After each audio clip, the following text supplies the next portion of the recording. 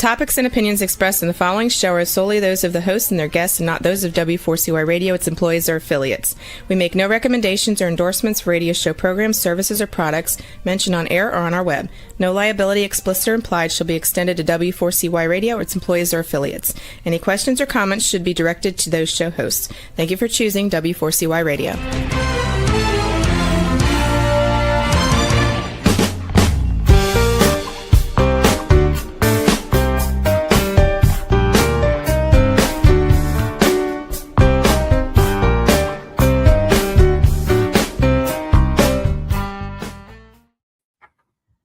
Hello and welcome to the Connected Table Live. We're your hosts, Melanie Young and David Ransom, your insatiably curious culinary couple. We travel the world to bring you the amazing people behind the wine, spirits, food, and hotels and places we visit, to share their stories, to get you excited about traveling and visiting and trying and exploring and eating and drinking and exploring with us. And we are taking you somewhere today that we had the great honor of visiting in December 2025. Honestly, everybody's got Portugal on the tips of their tongues. They're all saying, we want to go to Portugal. We want to go. And then the next question is, should we go to Lisbon or Porto? Well, you go both. If you have the time, do both. If you have the time, both. Portugal's amazing. It's not an either or question. And there's more beyond those two cities as well. Exactly. Yeah. But just to set you up for today's show, because we did a great show on Lisbon earlier, where are we? We are actually overlooking the city of Porto, also called Oporto, from Vila Nova de Gaia, which is a very important location across the river from Porto, because it's where many of the historic port lodges are located. If you must know something about Portugal, you must know that it is exclusively the place where all port, a very fine fortified wine, is made. And a lot of people don't realize that there's Porto and then there's the Douro River Valley, and there's a good 2-hour drive in between. But the Douro River Valley is one of the oldest demarcated regions in the world, a designated region that's home to not only the PDO, or the protected designation of origin for Porto, but also some very fine Douro wines. It's a UNESCO World Heritage Site, and it is important to visit. And the city of Porto is just a treasure. And take your time. So we're going to take some time today to talk to one of the esteemed producers that we met and got to know twice. We had lunch with her in New York in 2024, and then we actually got to visit with her and her team in Vila Nova de Gaia at their gorgeous lodge and hotel. We're talking about Carla Tiago, who is the longtime winemaker for Kopke, Portugal's oldest port house. We're going to let her tell the story and learn more about what Kopke specializes in, and understanding the many incredible ranges of port that you can enjoy and how to enjoy them, and of course, how to visit Kopke. So Carla Tiago, welcome to the Connected Table. Thank you. Hi, how are you? We're great. We're doing very well. Thank you so much for being on the show with us today, Carla. Oh, it's great to be here. It's great to see you again. Yes. Well, we have 2 bottles in front of us. This is a perfect time of year to be drinking port, I must say. Yeah. It really is. And everybody's curious. Every day is a perfect time to have a port. But yes, that is especially so in the winter, it goes very, very well. Yeah. Let's start with about you, because we'd love to tell the story of our people. You were actually born in the heart of the Douro Superiore. Tell us about your background. Well, so I was born in the very, very small town. His name is Pretos Castelhanos, so it's in the Superior Douro. But when I was 5, I moved to Porto. So my parents went to Porto to work. And so I grew up in Porto. But every holidays, weekends, we were coming back because we had family. Well, my grandfather also has a small vineyard and olive trees and almond trees, and so my father was always coming back to help him. And after when he died, my parents preserved all these things. So I grew up in a big city like Porto. And at the same time, I had the experience to to also to live in a rural place. So and I think that helped me a lot during my growth. So wine was something that I never thought about it, like perhaps grapes and almonds and olive trees, and all these things. But that's something that happened in the way. So it was like it was not planned. So I went to college to study biochemistry. At that time, I was not really. I didn't knew exactly what I wanted to do, and I did an internship in a port wine house in Callum, in the lab, and then I asked if I could work during the harvest. They accept me, so I did my first harvest, and during that period, I discovered that perhaps this could be a thing that I would do. And since that time, I've been working with wine. So it was like a discover. Serendipity for you. It was right where you wanted to be, and you didn't even know it. It's true. I think most of the good things in my life happened like that. I didn't plan. At some point, I was exposed to them, and when I like something, I normally I go for it, and happened to. So it was amazing, and it changed my life a lot, a lot. So, how did you come to Kopke? And then this is a great way to segue into how you came to Kopke, and also to talk about the history of Kopke and its current ownership.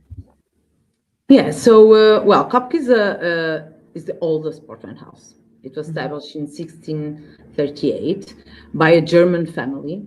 They came to Portugal because it was like it was like a businessman and a diplomat. So he was like a general consul of the Hanseatic cities in Lisbon, and then he moved to Porto. And at that point, Nicolau Kopke and his son Cristiano Kopke, they start in the trade business. They start to export port wine to Hamburg, where they came from. And well, most of the port wine companies at that time, they were not Portuguese. They were English, German, Danish, plenty of from different countries. And basically what they were doing is they were like buying the wines in the Douro Valley. They were bringing them to Vila Nova de Gaia, aging them, and shipping them from here, from Vila Nova de Gaia to the world. So most of them, they didn't have like vineyards. They were not producers of wine. They were like they purchased the wines, aged them, and they were selling them. So Kopke started like that too. And in 1781, they bought the first estate. It was Quinta de Roriz, that they sell when they sold the company in the end of the 19th century. So since 1638 until the end of the 19th century, the company stayed in the Kopke family.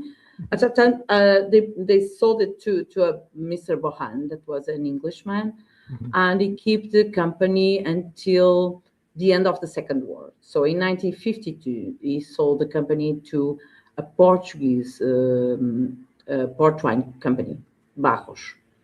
Barros was like a young company because it started in 1913, but at that point they were quite solid. So they were buying like small companies that, especially after the Second War, that were in trouble, and Kopke was one of them. And they keep it quite separately. So all the wines of Kopke were Kopke wines.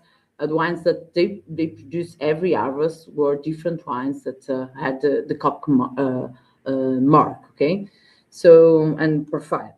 So in 2006, Soja Vinos at that time was the owner of Carla, another port wine brand, bought Barros and Kopke. And since that time has been in this company. Right now, Soja Vinhos has a new name, so it was rebranding last year. So right now, everything is called Kopke Group. Because Kopke is the oldest port wine house, so it has like so all the brands are don't belong to Soja Vinhos anymore. They belong to Kopke. Okay. I think that's a good rebrand. I have a question for you. So one of the things that enlightened us when we were traveling, and we visited 6 producers, and they all were like the oldest, everybody's very old. Oldest family, oldest family, oldest oldest courthouse. So we learned 3 things. One, a lot of them were and they all seem to be from the 1600s or 1700s. Okay, so this will lead to my next question. But the other observation is many intermarried. The families intermarried. A lot of them, as you well pointed out, were not Portuguese. The Van Zellers were from Holland. The British were merchants that came over. Taylor Fladgate. They all came from elsewhere. And who was making the port? So before that, before all these crafty, wise businessmen and families came over to become merchants and settle and then have port houses, who was making the wine? What was the origin of port itself, and why here in the Douro Valley? Okay, so this is a long story, and some parts of it are quite a mystery. Okay, but everything started Douro. We are producing wine in Douro since the beginning of the time. Okay, so when Romans came to Portugal, they brought all these ways of making wine. So we are producing wine since that time. But when England and France start a war, where England decided not to buy any French wines, they had to look for wine in other places. So they came to Portugal. Mm-hmm. And Portugal and England have one of the oldest trade alliance. So when they came to Portugal, they start to look for wine, and they start in the Minho, in Vinho Verde, but they didn't like it. So they decided to come down, and they went to Douro Valley. So at that time, the harvest was made in Douro Valley by the owners of the grapes. Okay, so the wine was produced during the harvest, and after the harvest, I'm not sure, but perhaps in the spring, the buyers from the different houses went to Douro Valley, taste wines, and decide which ones they would buy. At that time, the Douro wine was still wine. It was not port, right, what we know as port right now. Okay, so it was a still wine, and to make sure that wine didn't have any kind of trouble during the trip to England, they were putting 15% of spirit. So basically, they were increasing the alcohol level to make sure that the wines didn't get damaged during the trip. Okay. Well, where and how they start to become sweeter and with higher alcohol level, we don't really know. Well, what we know is that on all the letters that we are new, is of course the people that were buying the wines in the other countries, they were telling what kind of wines they wanted. So normally they prefer the sweeter, right, and high alcohol level, And one of the things that it's and perhaps it's what happened. It was one year that was 1820. It was a very, very hot year. So the grapes had a huge sugar level. And when they start to fermentate it, they didn't ferment it until the end because with 40% of the alcohol, the yeast die. And so the wine became sweet. They became with a high level of sugar, residual sugar. Mhm. So, and they, even though they put like 15% of alcohol, perhaps, so basically they had like a wine with 80% of alcohol with a good quantity of sugar, and it was like everybody loved the wine. So at that point, what decided port wine start to be as it is right now, because people want it or like it like that. We don't really, we know that after that time, most of the wines had like a good quantity of sugar and alcohol. So we really believe that like 1820, at that time, things start to change. And in nowadays, well, this is perhaps one of the wines that is more regulated. You know, we have rules for everything, since the plantation to the picking to the winemaking to the aging to the bottling. You know, everything is controlled by the Institute of Port Wine. They know the quantity of wines that we have in our cellars of all the port wine houses. Okay, so they control everything. Everything is very well controlled, even the spirit that we have to buy every year for to do these wines, to make these wines. Okay, so everything is like and port wine always has been like this. It perhaps is one, I think, the one that is more regulated, is more controlled in all world. Well, it's interesting. So what happened as a practical measure to protect the wine, much like with sherry, right?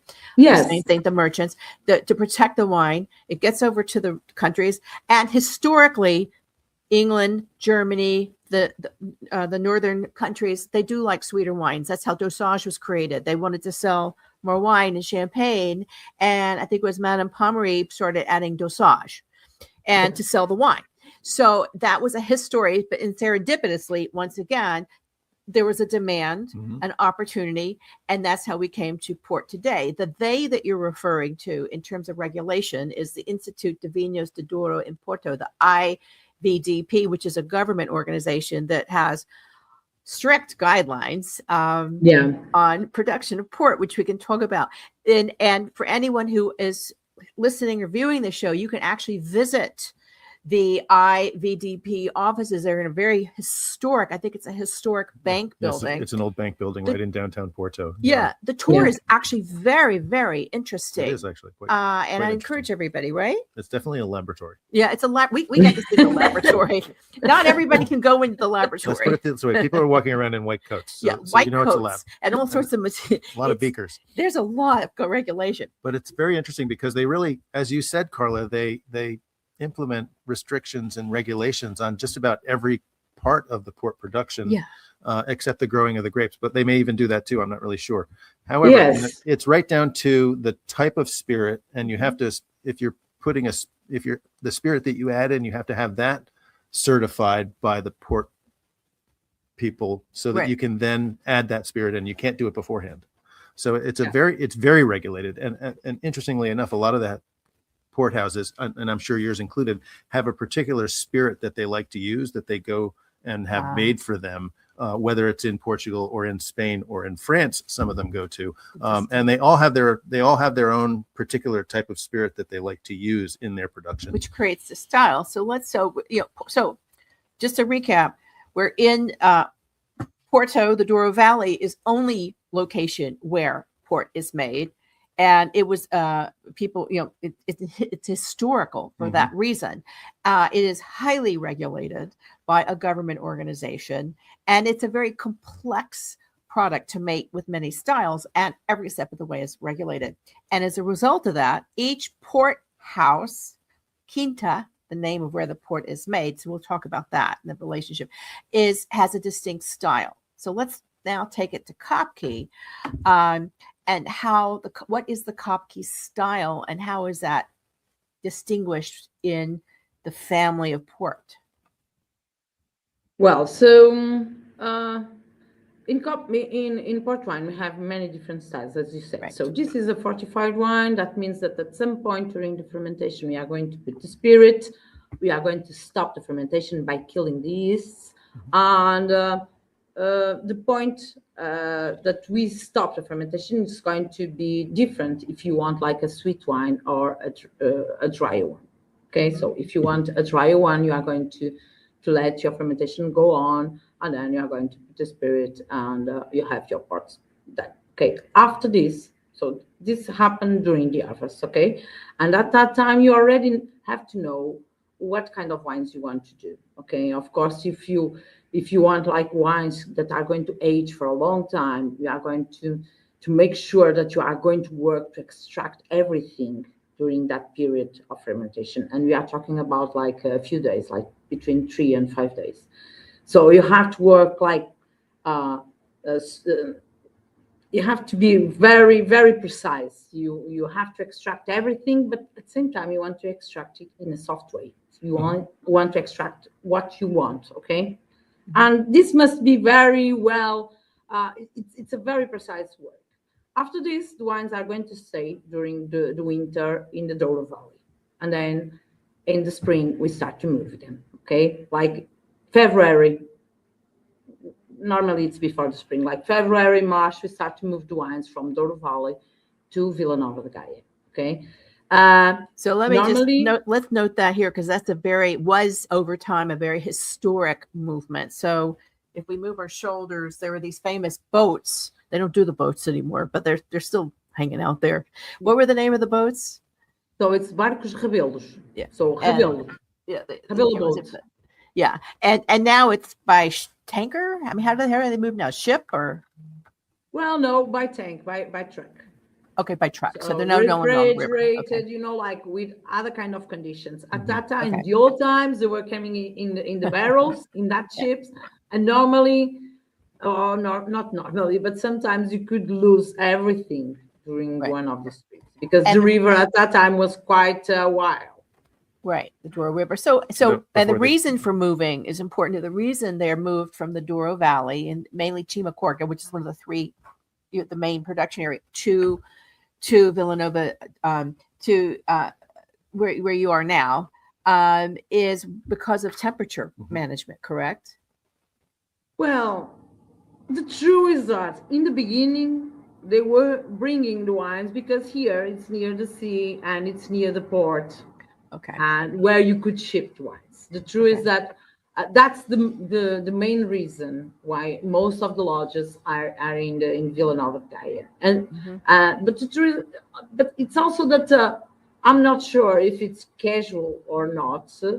But the here we are facing north, so most of these places don't receive sun or a lot of sun, even during the summer. And being next to the sea, we have like a high humidity, and the truth is that this is the best conditions that you could ask to age wine. So you have humidity, you have like your temperatures are quite controlled, because here you don't have like a big range of temperature between day and night. So it's the perfect place to age your wines. You lose less wine during the aging process, and at the same time you have a better balance.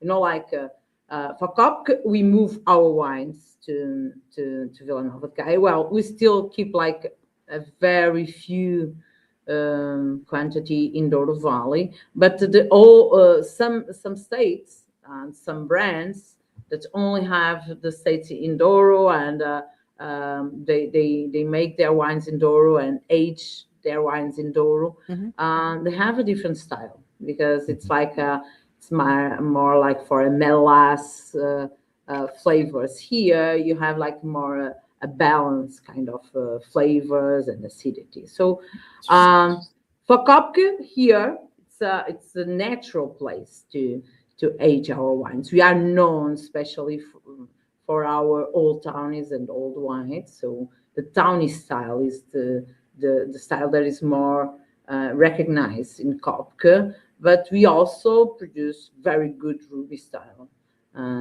Of course, most of the companies, it's easier to produce a ruby because you can produce it and sell it in in quite fast. Okay, you can bottle it like in 2 years or 3 years or 4 years. If you are producing tawny styles, especially colheitas, well, you will have to keep them for a long time in your cellars, in barrels. And that requires like space and time and knowledge. And yeah, so it's and you really need to monitor it along the way a lot so that you know that it's aging the correct way as well. Yes. So it's a different kind of work. So basically, the different styles require different kinds of aging, and that's what's going to be the big difference between them. Okay, so of course, during the harvest and the winemaking, we are going to have some requirements for the different styles. But what's going to distinguish the different wines is going to be the way that we are going to age them. So if you want to age if you want to produce like a ruby style, a ruby, an LBV, a vintage, you are going to make sure that these wines are going to be preserved like in big wood vats, or even in concrete vats or inox tanks, something that it's not going to or a place where you can preserve them from oxygen. If you want to produce a tawny style, well, then you have to move them to barrels, to smaller wood vats, to make sure that they are going to be in contact with the oxygen in a very, very slow way. So this way of aging tawnies is also going to give you different kinds of profiles, okay? The size of the barrel, the age of the barrel. We never use new oak, never ever.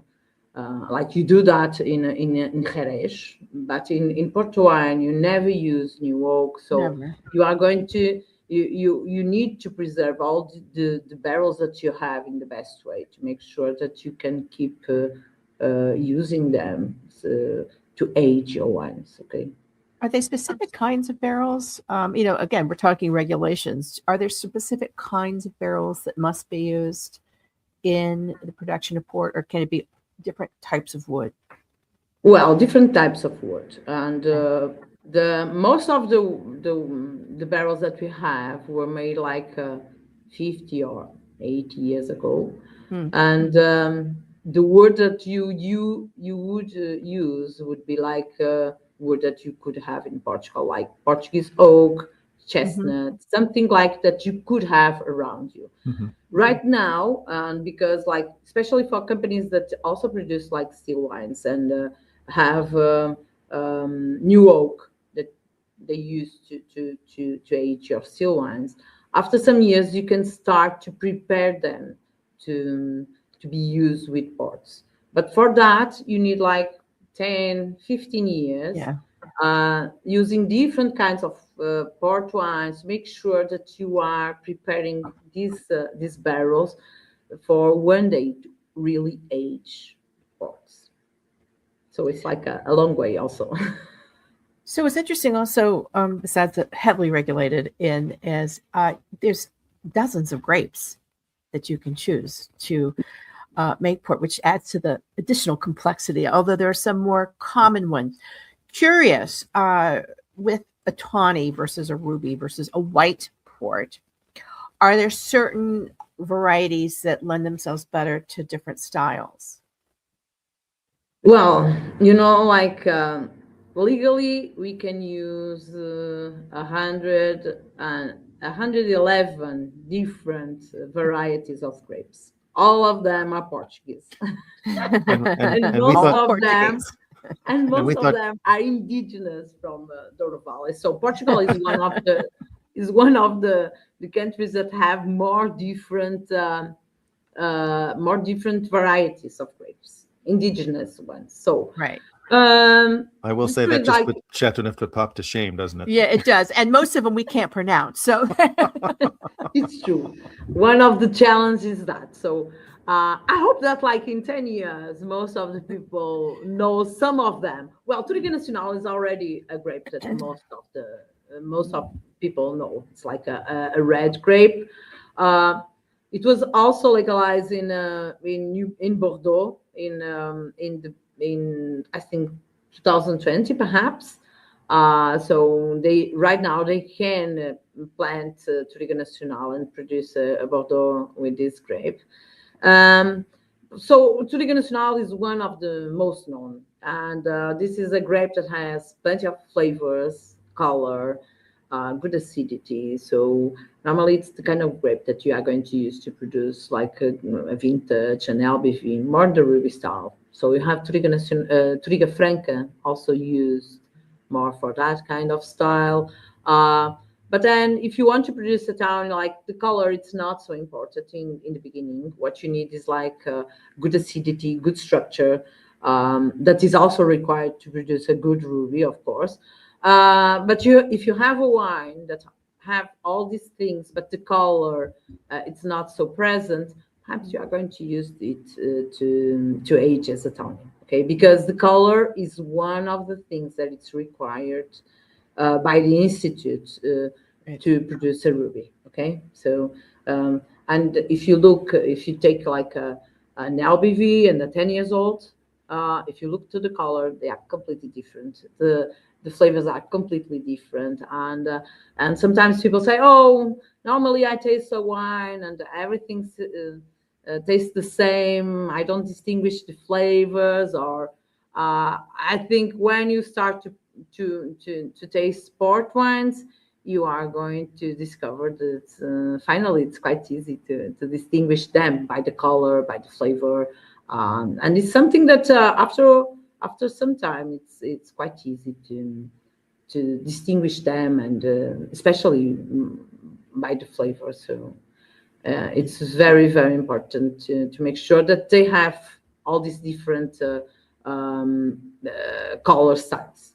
So in the whites, we also have around 40 something different varieties. So one of the most known is Viuzinho, or Malvasia Fina, or Rinto, or Rabigato. These are grapes that give you different kinds of things. Some of them are more for the body, others more for the flavor, others more for the acidity. And the acidity is something that we are always looking for in Douro Valley. So have different altitudes, different expositions to the sun, different varieties of grapes. And these help us to produce perhaps one of the most iconic and special wines in the world. And diversity here is it's the key, always the key. It is key because a lot of people who may not be less familiar with port it's like the blind men and the elephant. They only know ruby. Okay. Yeah. And they haven't had a tawny, and they haven't had they haven't had a white. My first white ports were with you at Gramercy Tavern, and I was enchanted by them. They also make a terrific port cocktail. White port and tonic, or for me, soda and some orange and lime is just ethereal for an aperitivo. We had one with you at lunch, and it's something everybody should try. And now there's rosé ports also, which is a newer development. Let's talk about, and we have a photo. I think I'm going to ask our wonderful engineer Juan to put the photo of the bottles up just so people can kind of see a range. Let's talk about some of the signature ports that you make, a few. And also we need to define colheita, which is an important term in others, because that's where it gets confusing, the aging, what makes a vintage port, which, so let's take us through it. Okay, so we can have 3 different styles of wine that have the year of the harvest, okay? Mm-hmm. And 2 of them are ruby and 2 of them are colheitas. So the vintage, what we call vintage port, it's a style of porter. It's bottled very, very young. And in the Kopke, it's the only style that we bottle to age in the bottle. Okay, so 2 years after the harvest, we send a sample to the institute, and we say, well, we want to bottle this wine as a vintage. They are going to do all the chemical analysis. They are going to taste it, blind tasting always. And in the end, if this wine has at least 9 points in 10, you can bottle it as a vintage. Okay, that's the only requirement that you need to bottle a vintage, is to make sure that you have quality enough to do it. Okay, so 2 years after you are going to bottle your wine, you can sell it right now, or you can keep it in your cellars and sell it later. Okay, so this is the only part that we produce to age in the bottle. And then we have what we call the ladle bottle vintage, that it's also a wine from one single year. And this wine is bottled between the 4th and the 6th year after the harvest. And it has the same profile as a vintage, because it's a ruby style. Okay, it's also quite dense. It has all the fruitiness. It has the acidity, but it doesn't have the same aging potential to age in the bottle. So you are going to keep it 2 years more, and you are going to bottle it for people that really enjoy a good, fruity, intense ruby style. Okay, so this is an LBV, and it always have to have the year of the harvest. And then we have two kind of collators. What is a collator? A collator is also a wine from one single year, but it's not going to be a ruby style. So we are not going to bottle it quite fresh with no kind of oxidation, so very fruity. No, in the collator style, legally, we have to keep them 7 years in barrels, and after that, you can start to bottle it and sell it. In our case, in Kopke, we only start to bottle it 10 years after the harvest. So every year we release 2 new collators. This year we are going to bottle for the first time 2016, tawny and white, always. Okay, so next year it's going to 17 and then the 18. Okay, so this is the kind of wine that stayed 10 years in a barrel, and it's the wine that after the harvest that we choose to put in a barrel and stay there until it ends. So we start to bottle it 10 years after, but we only bottle the quantity that our clients demand. So that means that you can have like a 2016 bottle this year, and I hope that you can taste like a 2016 bottle in 20 years. Okay, the big difference between these two wines is that the one that we are going to bottle in 20 years stayed 20 years more in the barrel. Okay, so this is the kind of wine that it's always going to be different every time that we bottle it, even if the bottling is in the same year, because the difference between from the first bottling to the one that we are buying is the time that stayed in the barrel. And we always put the year of the bottling in the back label, so you always know, you can see how many years it's stayed in barrel. So these are the types of port that have the year of the harvest. And then we have all the other ones are blends. So that means that all the other ones are made to make sure to go for a profile. Okay, so like every time that we have like a 10, 20, 30, 40, 50, and right now with the 80 years old, it's the kind of wine that we produce every year, making sure that this new wine that we are producing is very, very similar to the last one. Okay, so for that, we don't do it like in Jerez, that they have the Solera system. No, this is like we have many different wines aging in different cellars, some of them near the river, others upper. So with different conditions, in different kinds of woods, in different size, to make sure that we have different profiles of wine to construct this blend. Okay, so you can look for like a 10, 20, 30, 40, 50, or 80 years old as an infinite wine. Okay, because our work is to make sure that we are always aging wines to reproduce this profile. Okay, so the 10 years old and 10, 20, 30, and 40 are profiles that were established by a different generation of professionals. And in our time, we could work in the 50 and the 80. So it's like an honor to create a profile for such an old house. So it's like it's an amazing thing. We have a Kopke Coletta 2005. Are we sure? Drinking it? And what's the other one? And then we have a white. A white Coletta 2005. Yeah. And 2005. So you have the tawny and white. yeah. Yes. So we have the tawny and the white, and they were both bottled in 2024. And that's really a key point, is that the vintage date of the Coletta is 2005, but the bottling date is 2024. So it's a 19-year-old it's a 19-year-old tawny. So that's a very important. So that's very issue. interesting. Yeah. So one of the things, this is it, and this is very, very important. So in our case, we only bottle, we bottle as our clients require. Okay, so that means that we'll keep having these collators until the day that it's going to finish.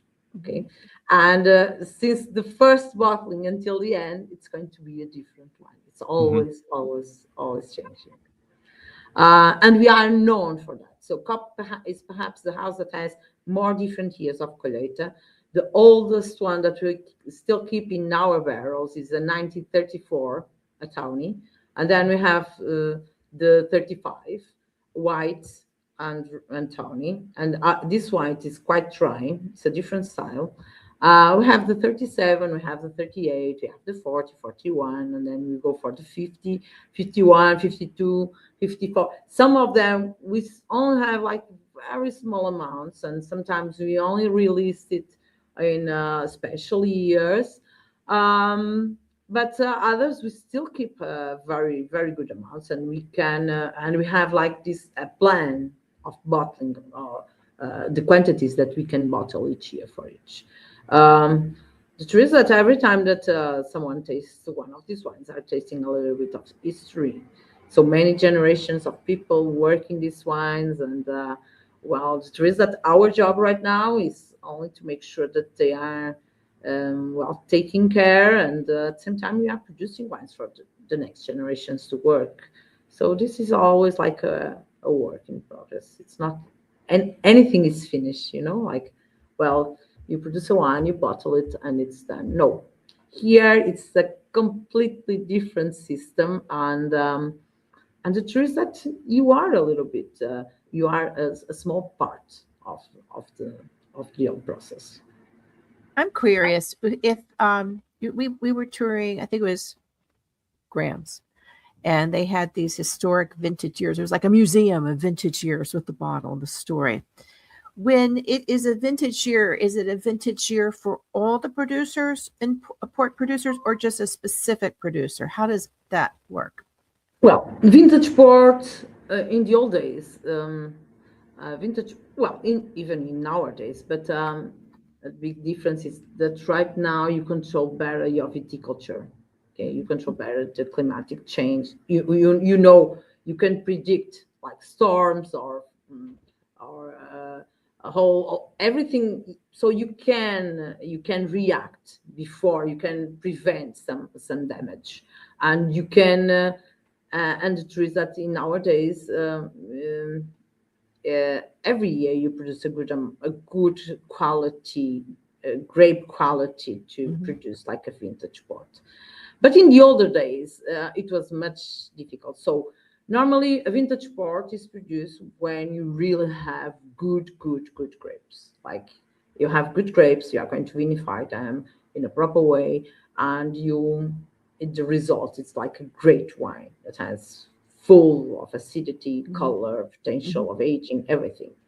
So these wines normally, especially in the old times, when you could have like a vintage year, it was like a great celebration. We still do it, but as I told before, the only thing that you need to bottle a wine as a vintage is to have the permission of the Institute of Port Wine. Okay, so you have to send them the sample. They are going to taste it and say, okay, you have 9 points or 10 points, so you can bottle it as a vintage. After that, the company bottled their wine and they are going to release it. But when most of the companies can have this authorization of the institute, when the institute say that more than 50% or more than 60% of the companies have all the requirements to bottle a vintage, then the Brotherhood of Port Wine declares it as a classic year for the vintage, okay? And then we have like a big celebration of that. Okay. That's when the party happens. Yes, that's an amazing.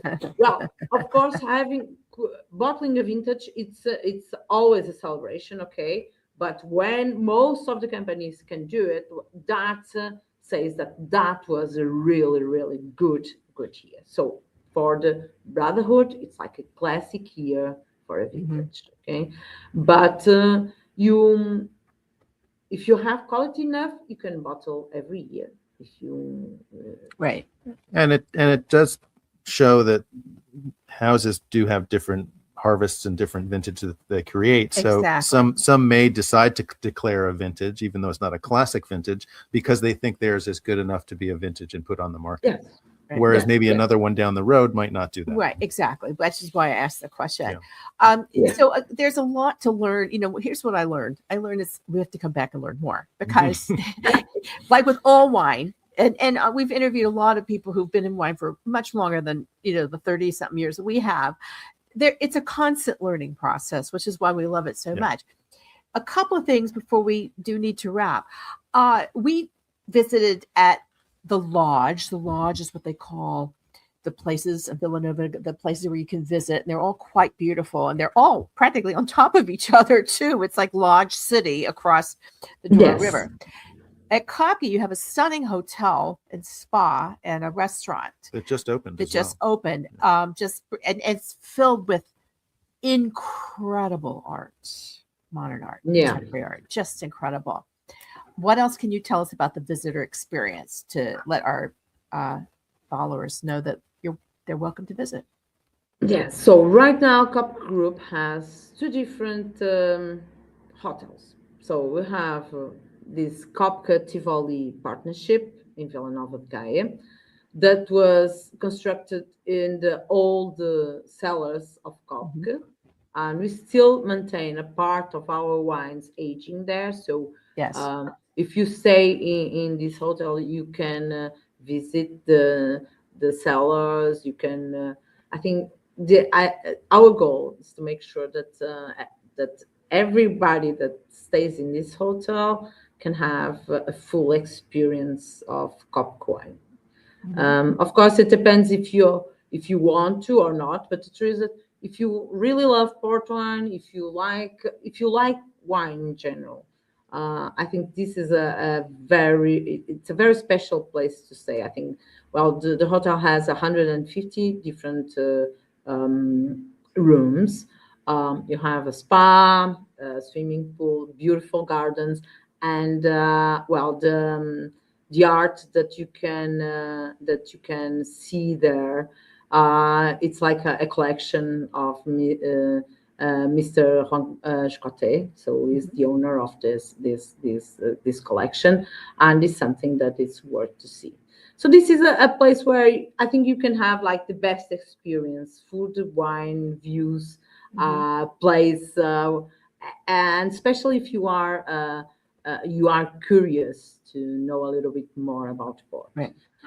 We also have like a guest house, a small guest house in our estate in São Luís. It only has 11 rooms.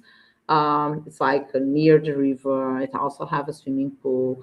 And if you are more for nature and to walk around all the vineyards, the 90 hectares that we have there, I think it's also a good choice. Yeah, the quintas are in the Douro Valley. They're different experiences. They really are. Really different. So there, and even the people are different. Okay, so in Douro, it's all about like the soil, the Yeah. vineyards. It's farm. You construct that, you know, Mhm. like, Yes. and you have to have a knowledge to do that, and you have to always be present every day, because every day you are facing different challenge. Right. Here in Gaia, well, time is one of the best allies that you can have to a report. Okay, so it's a different. You have different times and different ways of being in the field, and even these places, I think you can feel that. Okay? And it's very easy just to bring it full circle. Villanova de Gaia is literally across the river. You can get there by car. They have cable cars. There's lots of ways to get there. Ferries, you name it. We drove. But we have loved speaking with you. We need to wrap, but we've been talking with Carla Tiago, who's a longtime winemaker at Kopke, the oldest porthouse at 1638. In fact, the website is Kopke, Kopke, 1638.com, where you can learn about the history, you can learn about visiting, you can learn about the different styles of port. This is just the tip of the iceberg. Everybody should get out there and expand their palate and try the different styles. Absolutely. Many just only are familiar with Ruby, but I've always been a tawny girl, but now I'm like totally white also. I mean, the Asian whites are incredible. So, I'm there. So thank you, Carla. As always, it's a pleasure to see you. We hope to come back to Porto and spend more time. We love Portugal, so definitely. Thank you for having me. I'm expecting you, so please, anytime. We'll always love to receive people that really enjoy wine, especially ports. And this is always a very, very special wine that most of the people don't know and need to discover. So, and we are here for that. So, if you want, please come and visit us. Absolutely. We'd love to receive you. Absolutely. And really, it is about expanding your palate. And the best way to do it is to visit where the wines or the foods are made and to meet the people. It makes a big difference. You've been listening to The Connected Table Live with Melanie Young and David Ransom. You can follow us at The Connected Table on Instagram. Subscribe to our Substack, The Connected Table. Check us out on theconnectedtable.com, and always listen to all our shows anywhere, anytime on over 65 podcast channels, and of course, The Connected Table TV and Talk 4 Media. Thank you for joining us. Always stay insatiably curious.